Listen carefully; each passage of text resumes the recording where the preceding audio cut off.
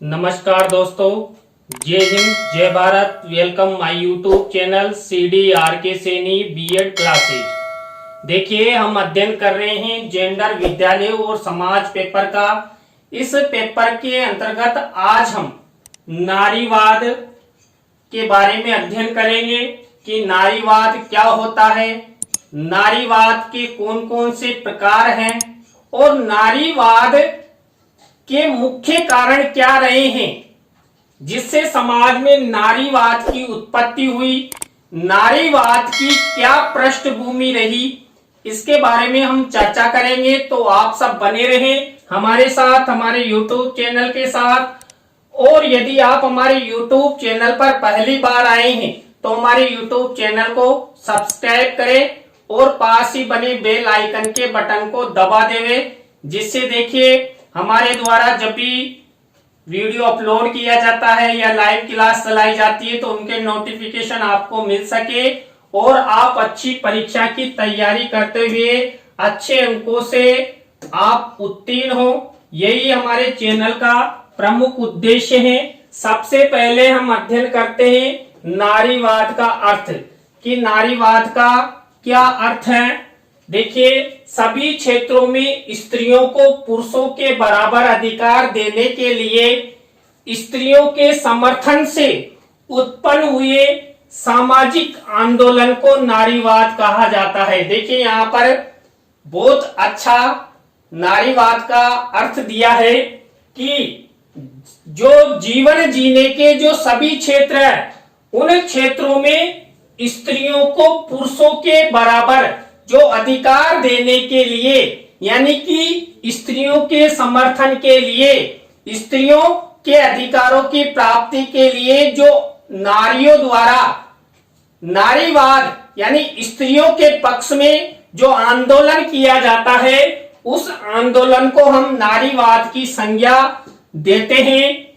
यह एक ऐसा विचार है जो स्त्री और पुरुष के बीच असमानता को अस्वीकार कर नारी के बौद्धिक और व्यवहारिक रूप में सशक्तिकरण पर बल देता है। देखिए, जो नारीवाद है, इस नारीवाद के द्वारा जो स्त्री और पुरुष में जो असमानताएं हैं, भेदभाव हैं, उन भेदभावों एवं असमानताओं को अस्वीकार किया जाता है। क्यों? क्योंकि यहाँ पर नारीवाद के अंतर्गत जो स्त्रियों के समर्थन में आंदोलन किया जाता है, स्त्रियों के अधिकारों की प्राप्ति हेतु कार्य किया जाता है, तो यहाँ पर जो स्त्री और पुरुष के बीच में जो असमानताएं हैं, उस असमानता को अस्वीकार करे नारी के, यानी कि प्रत्येक बालिका, प्रत्येक महिला के बौद्धिक विकास और व्यवहारिक रूप में सशक्तिकरण पर बल दिया जाता है, यानी उन्हें शक्तिशाली बनाने हेतु कार्य किया जाता है, आंदोलन किए जाते हैं, जिससे नारी शक्ति एक समाज में अच्छा पद, अच्छी प्रतिष्ठा प्राप्त कर सके और पुरुषों के समान वो अपने अधिकारों को प्राप्त करते हुए जीवन जीने के प्रत्येक क्षेत्र में वो समान अवसर प्राप्त करें और अपना जीवन सफल करें। यह लैंगिक भेदभाव को अस्वीकार करता है। देखिए, हमारे परिवार में, हमारे आस पड़ोस में, हमारे समाज में जो लैंगिक भेदभाव किया जाता है, उस लैंगिक भेदभाव को अस्वीकार करता है कौन? नारीवाद, जो मूलतः है नारी की स्थिति का प्रमुख कारण है। देखिए, जो नारीवाद के उत्पन्न होने का जो मुख्य कारण है वह है लैंगिक भेदभाव। लैंगिक भेदभाव के कारण ही, लैंगिक असमानताओं के चलते ही नारीवाद का उदय हुआ है। जो नारीवाद का समर्थन करता है, नारी के साथ जो असमानताएं, जो भेदभाव किया जाता है, उनकी प्राप्ति में, समानता की प्राप्ति में यह लगातार कार्य करता है। तो यहाँ पर नारीवाद एक बहुत अच्छी विचारधारा है जो समाज में महिलाओं को समानता का दर्जा दिलाने में सहयोग करती है। इस विचारधारा की उत्पत्ति पितृसत्तात्मकता के विरोध स्वरूप उत्पन्न हुई है। देखिए, जो नारीवाद की जो विचारधारा है, ये विचारधारा पहले तो जो जेंडर आधारित या लैंगिक आधारित भेदभाव है उसके कारण हुई, और हमारे भारतीय समाज में पितृसत्तात्मकता का प्रचलन है। पितृसत्तात्मकता के प्रचलन के कारण महिलाओं को वो अधिकार, वो समानताएं नहीं मिल पाती है जो एक पुरुष को मिल पाती है। इस कारण जो पितृसत्तात्मकता के विरोध स्वरूप इस नारीवाद का उदय हुआ है, और यह अपने अधिकारों की प्राप्ति हेतु लगातार प्रयासरत हैं। नारीवाद राजनीतिक आंदोलनों, विचारधाराओं और सामाजिक आंदोलनों की एक श्रेणी है जो राजनीतिक, आर्थिक, व्यक्तिगत, सामाजिक और लैंगिक समानता को परिभाषित करने, स्थापित करने और प्राप्त करने के लक्ष्य को साझा करते हैं। इसमें महिलाओं के लिए पुरुषों के समान शैक्षिक और पेशेवर अवसर स्थापित करना शामिल है। देखिए, जो ये नारीवाद विषय है, इस नारीवाद के अंतर्गत जो राजनीतिक संबंधी जो विचारधाराएं हैं, जिन राजनीतिक क्षेत्र में महिलाओं के साथ भेदभाव होता है या समाज में महिलाओं के विषय में जो नकारात्मक विचारधाराएं उत्पन्न होती है, या जो महिलाओं को आर्थिक रूप से कमजोर किया जाता है या सामाजिक रूप से भेदभाव किया जाता है, तो उन सब क्षेत्रों में महिलाओं को सशक्त बनाने हेतु और पुरुषों के समान ही महिलाओं के विकास के अवसर की बात नारीवाद के अंतर्गत की जाती है कि नारीवाद एक ऐसा संप्रदाय है जिसके द्वारा नारी के समर्थन, नारी के अधिकार, नारी की जो समानताएं हैं उनके समर्थन में यहां पर कार्य किया जाता है।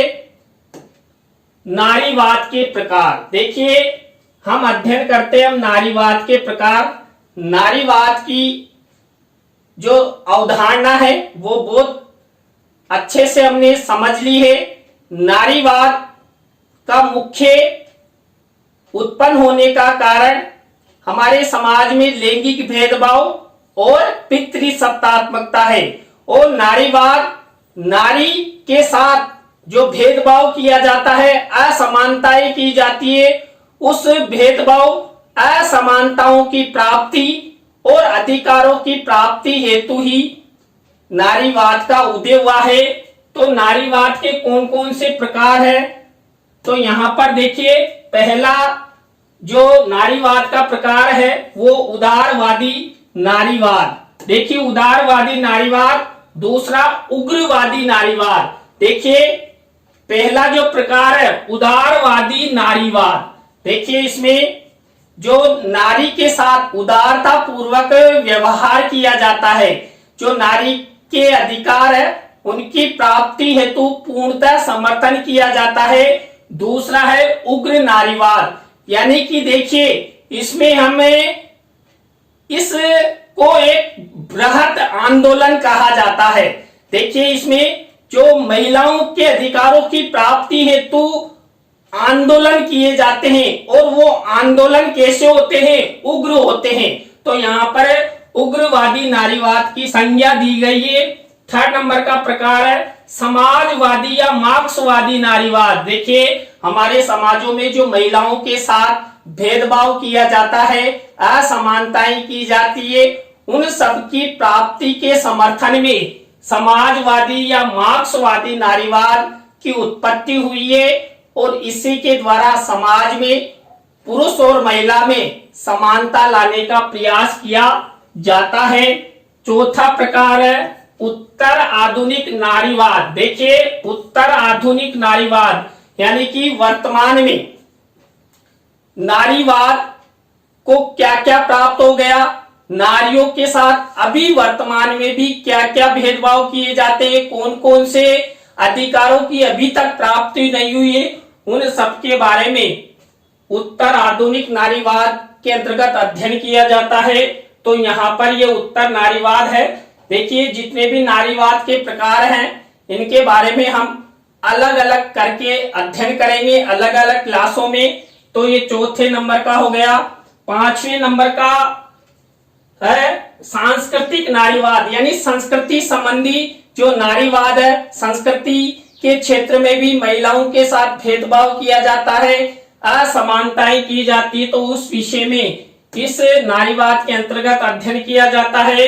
इसके बाद पर्यावरणीय नारीवाद। देखिए पर्यावरण के क्षेत्र में भी जो नारीवाद के साथ भेदभाव किया जाता है या पर्यावरण के विकास में नारी की क्या भूमिका रही है, इसके बारे में पर्यावरणीय नारीवाद के अंतर्गत अध्ययन किया जाता है। अश्वेत नारीवाद, देखिए काले गोरे का भेद, इस अश्वेत नारीवाद के अंतर्गत अध्ययन किया जाता है। तो ये नारीवाद के 7 प्रकार हैं और इन्हीं का हम अध्ययन अलग अलग क्लासों में करेंगे, क्योंकि देखिए जो नारीवाद के प्रकार है ये समाज में इनका अध्ययन करना अति आवश्यक है, जिससे नारियों को समानता का दर्जा मिल सके।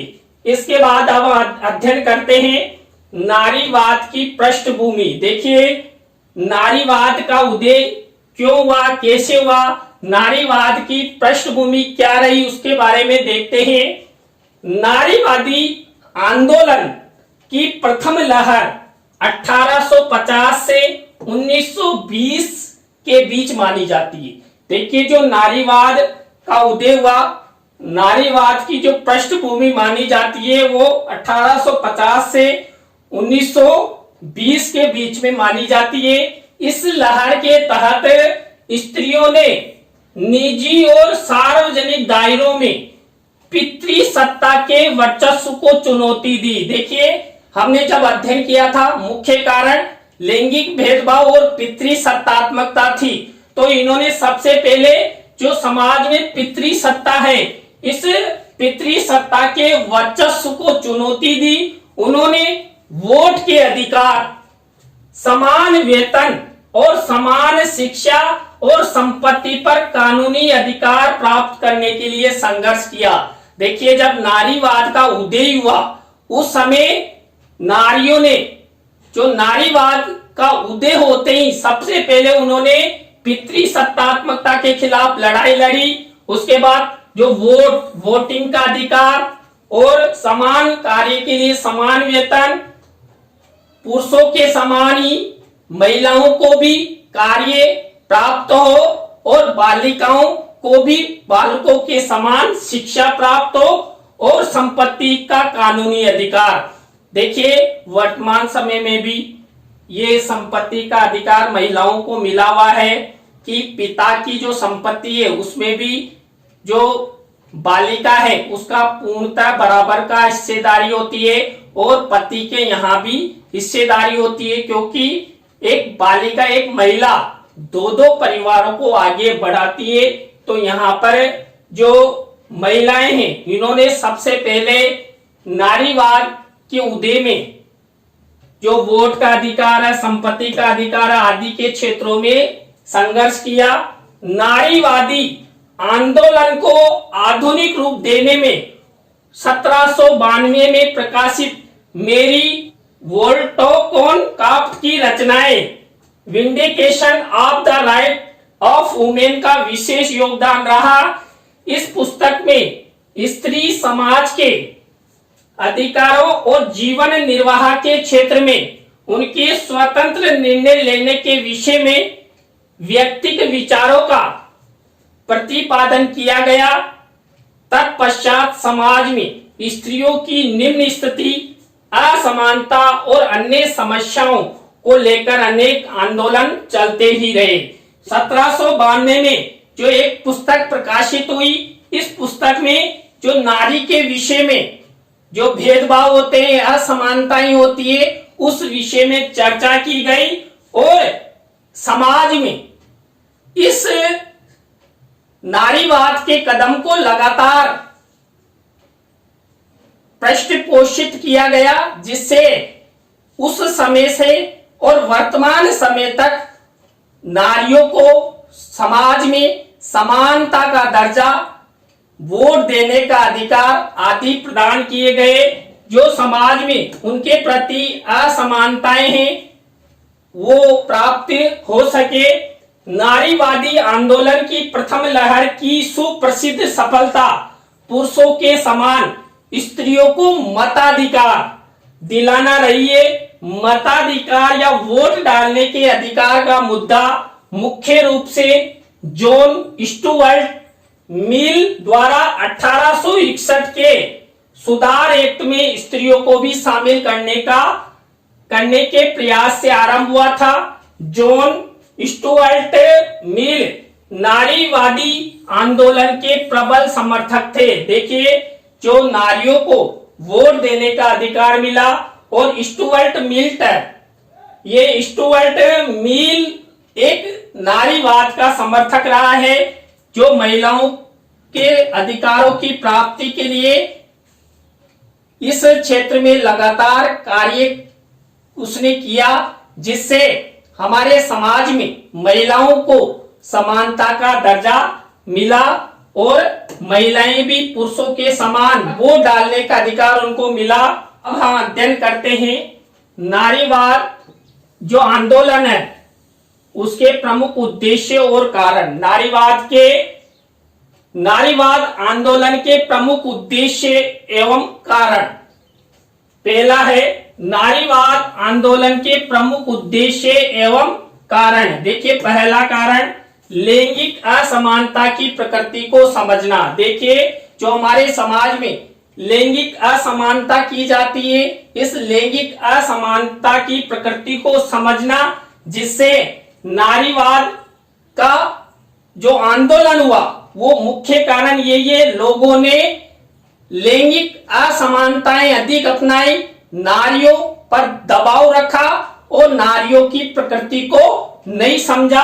तो यहाँ पर नारीवाद का उदय होने का जो प्रमुख कारण है, प्रमुख उद्देश्य यही माना जाता है। दूसरा है लैंगिक असमानता के कारणों को जानना। देखिए, जो नारीवाद आंदोलन का दूसरा जो उद्देश्य है वह है लैंगिक असमानता के कारणों को जानना, कि समाज में जो लैंगिक असमानताएं हैं वो क्यों की जाती है, कौन लोग करते हैं और इस समस्या को हम किस प्रकार दूर कर सकते हैं। तो इस विषय में चर्चा की जाती है, यह उद्देश्य रखा जाता है।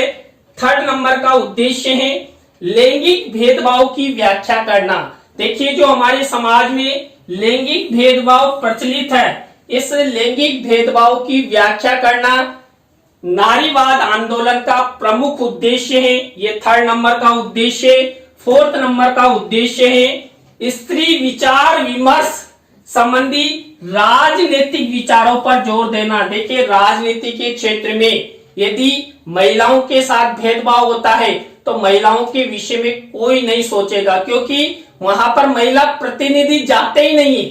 इस कारण यहाँ पर जो स्त्री विचार विमर्श संबंधी राजनीतिक विचारों पर जोर देने का उद्देश्य नारीवाद आंदोलन का प्रमुख उद्देश्य रखा गया। इसके बाद नेक्स्ट उद्देश्य है प्रजनन संबंधी अधिकार प्रदान करना। देखिए, जो नारीवाद का जो आंदोलन हुआ इसमें प्रजनन संबंधी अधिकार महिलाओं को प्राप्त हो, महिलाओं की इच्छा के अनुसार ही प्रजनन क्रिया हो, उनकी इच्छा के अनुसार ही संतान की उत्पत्ति हो, महिलाओं को यह अधिकार मिले।